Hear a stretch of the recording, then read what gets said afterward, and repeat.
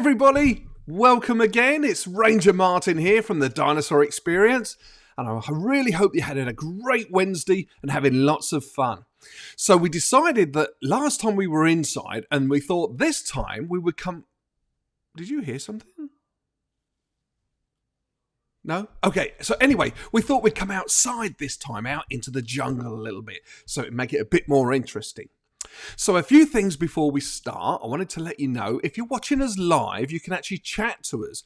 You can send messages and let us know that you're there. So I'd really like it if you were on. If you type your name and your age in the chat box there in Facebook, hit enter and it will come up on my screen. Also, if you've got any questions at all, we'll try and get to them as we go. Don't forget that you can put that in there and we can speak to you. Now, the Dinosaur Experience Kids. I want to show you this. This is our Facebook page, as you can see, and we're already up to 370 members. That's really good news. But if you've got friends or teachers or anybody like that who might be interested in dinosaurs, get them to join the Dinosaur Experience Kids group. Now, we have two groups. We've got the Facebook page, which is the Dinosaur Experience, and then we've got the Dinosaur Experience for Kids group. This is the one you want to join, because on here you can put up your pictures, you can put up any videos, you can talk, you can ask questions, and it will come straight to the page. The other one, the Dinosaur Experience, that's more for business. We put up stuff from birthdays and that sort of thing. So let's have a quick look on here and see what we've got. Obviously, this is our live broadcast advertising what we're doing now. And Cassie here, her and her son, they do a Dinosaur Experience podcast. And it's all about dinosaurs. So if you want to listen to a podcast about dinosaurs, give them some encouragement, go and join their Facebook page. There's a link there on our group. Go and join that. Also, remember when we talked about the Stegosaurus? When we put this video up and asked everybody, what kind of dinosaur is this? Well, we had this really cute video here from Amber, who sent this of her daughter, I presume. And she sent us this video and she was telling us that the dinosaur was a stegosaur. So if you want to be part of the Dinosaur Experience and come on here live and we can see your pictures and that sort of thing, don't forget, join the Dinosaur Experience Kids page and put a comment in there and we'll be able to get to you. I also want to tell you about this. This is our YouTube page, the Dinosaur Experience YouTube page. And you can see on here, this video is the Dinosaur Experience live show, and this was last week's show about fossils. So this is going to be the second show, and I'll probably upload it a day or two, maybe even tonight once we're finished. So if you're missing a live episode, don't worry, you can always watch it again. You can come and find us on Facebook or on our YouTube page. Now, when you join the YouTube page, make sure that you join the page and click the bell. And the bell will mean every time we load a video, you'll get a notification and it will tell you that we're actually loading up a new video. So you won't miss anything from us. All right. So, as I said earlier, we're going to be talking about Stegosaurus today. But what I wanted to do first was explain about timelines and how paleontologists look at time from millions of years ago. So I've got a bit of a graph here, a bit of an explanation of how paleontologists put time together from before dinosaurs right through to today. So, talking about today, we are actually in the Cenozoic period. Can you see at the top there where it says Cenozoic? That's all the time between the end of the dinosaurs, about 65, 66 million years ago, to today. So that's known as the Cenozoic period. The period before that is known as the Mesozoic period. That's the one that we really love. That's the one that's all about dinosaurs. It's broken into three parts: the Triassic, the Jurassic, and the Cretaceous.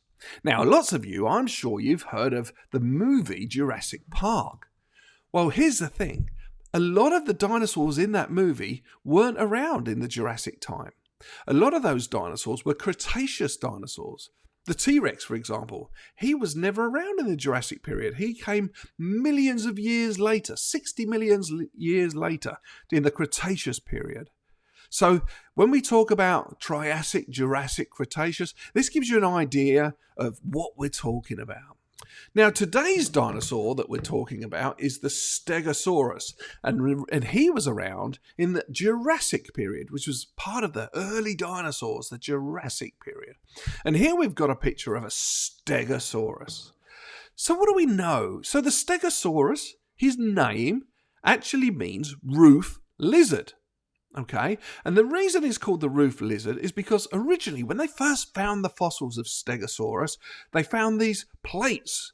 Can you see the plates on his back? Well, they thought that those plates actually molded together, they meshed together and made like an armour that covered his back. Now, they've since discovered, and they've discovered very quickly, that those plates stick up in the air. They didn't bend over and make an armour on his back. But when they named it, they called him the roof lizard because of that reason. They thought those plates were like roof slates that would bond together and protect the dinosaur. And those plates on his back, they grew up to about 2 feet. Now, there's lots of theories about those plates. Nobody knows facts for sure about dinosaurs, and that's really important. So things that we believe today, they may change in a few years' time. When I was growing up, nobody knew that a lot of dinosaurs were actually feathered. That's a recent discovery that found out that many dinosaurs actually had feathers. So as we talk about dinosaurs, some of the things that we say may have been updated. So we might have got information from an old source. We may have got it from an old book or an old website where it talks about things that we thought were true. And since then, we've discovered that they've moved on. Very similar to the plates on his back when they first thought that they were like a bridge over his back. And now they know they stuck up straight. So some people thought that there was different reasons. The paleontologists have got different reasons for the plates on his back. And the first thought they thought was that it was for cooling down, like an air conditioning unit. So the idea is those plates were made of very thin bone, covered in skin, and lots of blood vessels. So the theory of it is that he could put lots of blood into those plates, and the air would cool them, and then it would help him to cool down and regulate his body. Because the Cretaceous period was a really warm time. So that's one theory that the paleontologists have about those plates. Another theory, they believe, is they could have been used as a signal, as a warning signal perhaps to other Stegosauruses around him. If he felt threatened, they believe that he may have been able to change the colour. And that's why you'll see some toys and movies that have the Stegosaurus and those plates on his back, they're real bright red or orange. That's a theory that the Stegosaurus could change those plates and the colour of them to either warn other dinosaurs or maybe even to attract a mate, to bring a friend along. Now, the other thing about Stegosaurus, or another thing, is they were grouped into lots of names. So did you know that every dinosaur has 2 names? It has a first name and a second name. So most people know the Tyrannosaurus Rex. Okay, his first name's Tyrannosaurus, the second name is Rex. For some reason, he's probably the only dinosaur that most people know have 2 names. So let me tell you, the Stegosaurus here, there were 3 main groups that most paleontologists will fit Stegosaurus into. The first one, the Stegosaurus ungulatus. The second one is the Stegosaurus stenos. And the third one is the Stegosaurus sulcatus. Okay, so they're the 3 main groups. So if you want to really impress someone and they'll say, oh, it's a Stegosaurus, yeah, and you can say, yeah, but is it a Stegosaurus stenos? And they'll be, wow, that's really impressive. Other things about the Stegosaurus, his front legs were noticeably shorter than his back legs. Can you see in this picture, his back legs go all the way up towards the arch of his back, and they're longer than his front legs. So that meant as he walked, his head would be down most of the time. His legs were raised up. And paleontologists believe, there's a theory, that the reason that his back legs were bigger and stronger was so that if he needed to, he could lean on his back legs and reach some taller leaves, perhaps in the trees, or longer grass. You know how like a dog will beg if you've got a biscuit for him and you give it to him and he'll go up on his back legs? That's what they think perhaps the Stegosaurus used to do when he was trying to reach the tastier leaves up a bit higher in the trees. The other thing, or another thing, Stegosaurus was a herbivore. Now, herbivore means that they eat plants. Okay, you have carnivores that eat meat, and herbivores eat plants. Now, a lot of people mistakenly believe that herbivores aren't a threat. They think they're not dangerous. But if you think about it, if you think about herbivores, the most dangerous animal at the moment in Africa isn't a lion or a tiger or a big meat-eating animal like that. It's actually a herbivore. It's a hippo. Hippos kill more animals and people than any carnivore in Africa at the moment. And that's a herbivore because they're very protective of their area they live in and they're young. So when we think about Stegosaurus being a herbivore, that doesn't mean they weren't a threat. They were also one of the first creatures to develop cheeks. You like your cheeks on your face here? And the reason that we have cheeks is when we're chewing our food, it means that we can put some of that food into the cheeks and move it around, and it helps us to digest our food. Now, have a look at the tail of the Stegosaurus here. You see his tail here? It's got 4 spikes sticking out the back. And we believe, or all paleontologists believe, that was used as a weapon, as a defense weapon, so that it could protect itself. Now, it's got a funny name, and there's a good story behind the name of the tail of the Stegosaurus. So several years ago, an artist called Gary Larson drew this comic here that we can see. And in it, you can see a caveman pointing to a Stegosaurus's tail, and he says, now this is called the Thagomizer, after the late Thag Simmons. So what he's saying is, basically, the Stegosaurus killed Thag, the caveman, with his tail. And so it's called the Thagomizer. And since this cartoon came out, that's pretty much been adopted by most paleontologists. They have a good laugh, and they called it the Thagomizer. And now, everybody calls it the Thagomizer. So from this cartoon here that you can see, that's how the tail of the Stegosaurus, the Thagomizer, got its name. Now, you and I both know that there was no cavemen around at the time of dinosaurs. Dinosaurs died out way, way before man came along. So this is just a cartoon. It obviously never happened. So here I've got a picture of a Stegosaurus fossil. And this we took when we went to the Denver Museum of Natural History. And here you can see the Stegosaurus on the right-hand side is being attacked by an Allosaurus. And the Allosaurus was a very ferocious carnivorous dinosaur that lived in the Jurassic period. And you can see here the Stegosaur is in a battle with the Allosaurus, trying to keep him away from his baby. Can you see the baby down there in front of him? That's the Stegosaurus's little baby. Okay, so just to recap then, some of the things that we've learned today about Stegosaurus. So the first one that we learned, he lived in the Jurassic period, and then we know that's the middle period of dinosaurs. He lived in the Jurassic period. And his name meant roof lizard. So Stegosaurus means roof lizard. His front legs were shorter than his back legs. He was a herbivore, meaning he ate plants. And his tail is known as the Thagomizer. Now, that's a good fact that you can impress all your friends and your teachers with. I'm sure they'll be interested to find out. Wasn't that great? Now, I've got a question for you guys. How do you guys learn about dinosaurs? There's various different ways. You can watch videos on perhaps YouTube, or you can go online and look at web pages, or one of my favourite things to do is to look at books. And here's one of our dinosaur books here that I use all the time, and it's got lots of facts and interesting things. But what can you do if you don't have a dinosaur book, or you want to find some more? Well, there's a really cool place that you can go to. And the other day, we took Rexy and Nash along to find out and have a look round our local library. And here's what happened. So I think we've read most of these books, Rexy.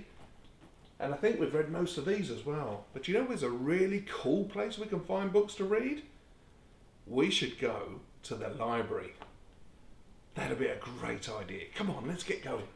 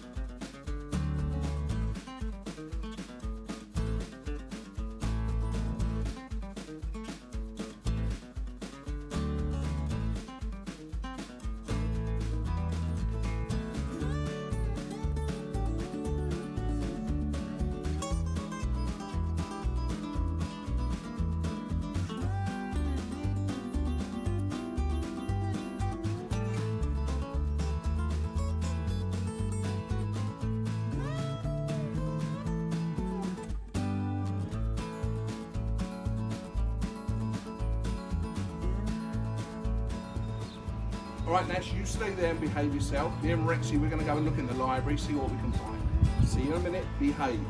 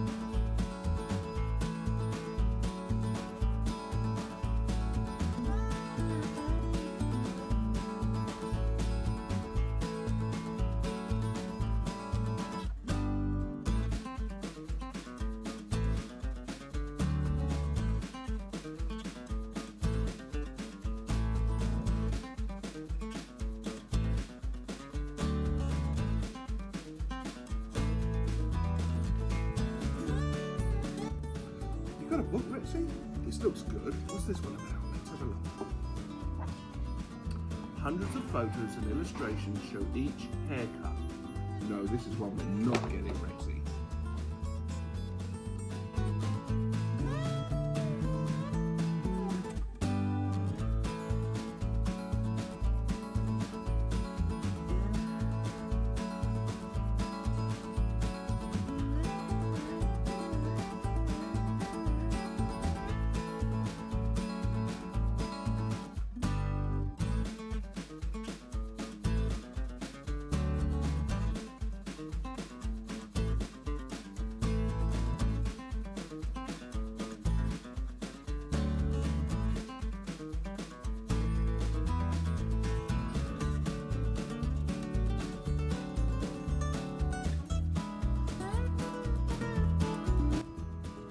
So you got enough books, Rexy?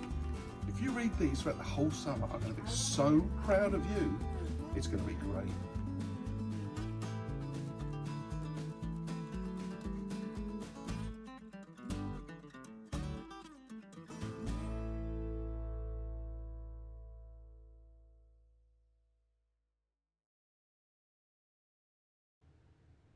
So that's what we did. We took them to the library and we had lots of fun. And talking about libraries, some of you guys have probably seen us at a library, like you can see up here on the picture. Well, that's one of our favourite things, is to bring our dinosaurs to libraries. And I've got some really good news. In the summer, we've already started to get lots of people interested in bringing us to come and see you at the libraries. So that's really good. Keep an eye out on our Facebook page and we'll always post up there any public events that we've got coming up.